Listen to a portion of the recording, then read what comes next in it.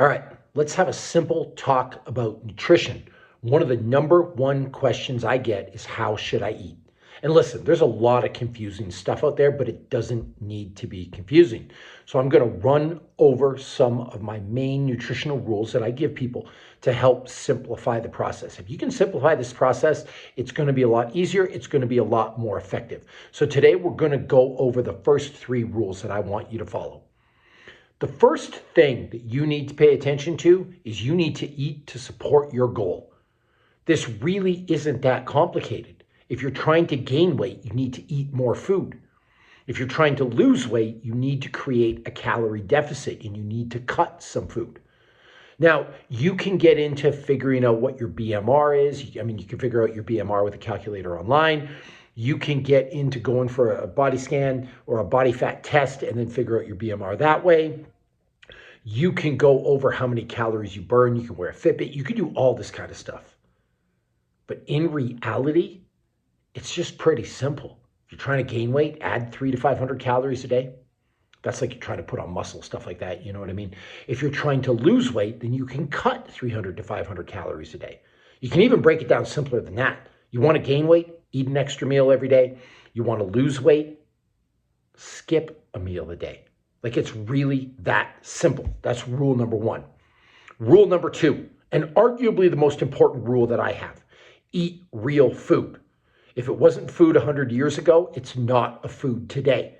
If you can't pronounce it, don't put it in your mouth. If it was made by a guy in a white lab coat, you shouldn't be eating it. If it wasn't food 100 years ago, it's not a food now. And I think I already said that, but here's the thing. You want to eat real food. You want to break it down even simpler than that, I guess. If you can murder it, or you could pluck it from a tree or a plant and eat it in its natural state, it's good to go. If not, if it comes in a package, leave it alone. Start looking at your label, start looking at your ingredients. Eat real food. And this is something that's true even when I cheat. So let's say I go to eat some ice cream. I don't eat ice cream with a million ingredients. Ice cream should have a couple of ingredients: vanilla, eggs, cream, and cane sugar. That's it. Now, Haagen-Dazs happens to make an ice cream with those flavors.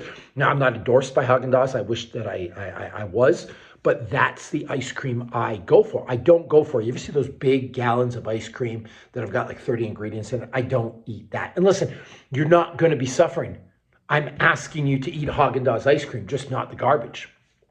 Pizza, same thing. When I go for pizza, I don't go to Little Caesars. I don't go to Pizza Hut. I don't go to Domino's. I eat real pizza. There's actually a place where I live that they use 00 milled flour, for their dough. They use organic ingredients. They use real cheese. They make their own sausage. They make their own pepperoni. Like that's a pizza that you can eat. So just eat high quality stuff. Another question I always ask people, if you went to Gordon Ramsay's restaurant, you went to Kat Cora's restaurant, you went to one of these Michelin star winning chefs, a James Beard awarded restaurant, do you think they're serving you garbage from a can, or do you think they're serving you real ingredients? I mean, they're serving you real ingredients, so stick to real food. That's the most important thing. And the third rule I want to cover right now is I want you to eat a good balance of fats, carbohydrates, and proteins. But I don't want you to get too in the weeds with this. When you live a life of weighing and measuring, it's not enjoyable and you're setting yourself up for failure, in my opinion. So the big one that I want you to pay attention to, the big macronutrient, is protein. You need 1 gram of protein per pound of body weight a day. You're a 245-pound guy, you need 245 grams of protein. You're a 120-pound woman, you need 120 grams of protein. If you follow that protein recommendation, it doesn't matter so much the ratio of the other macronutrients. You can have some carbs, you can have some fat. And again, you combine that with the eating real food rule. And then it's really hard to overeat. It's really hard to make a bad choice. It's really hard to have a poor diet.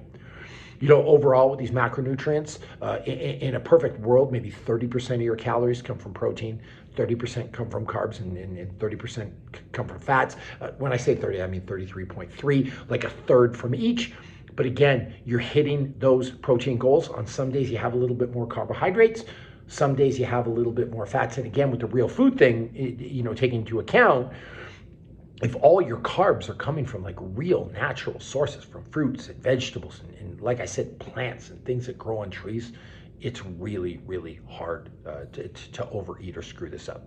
Like the processed food's what's going to get you. So again, to recap, because this is important, you want to pay attention. Eat to support your goal. You want to gain weight? Eat more. You want to lose weight? Eat less. It's that simple. Eat real food, quality choices, real ingredients, the best of the best. And then finally, have a good mix of carbs, fat, and protein being the most important macronutrient to pay attention to. I'm going to be doing a part 2 on this. Stay tuned, stay healthy, stay fit.